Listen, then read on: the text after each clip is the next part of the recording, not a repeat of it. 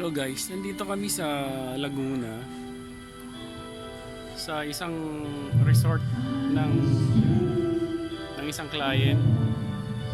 In-invite kami kasi Christmas party nila and 25th wedding anniversary nila. So nandito kami sa LA Resort dito sa may Laguna. Hot spring ang tubig. Kaya mamaya magsiswimming kami. Maganda yung lugar. Tahimik and makakapag-relax ka dito.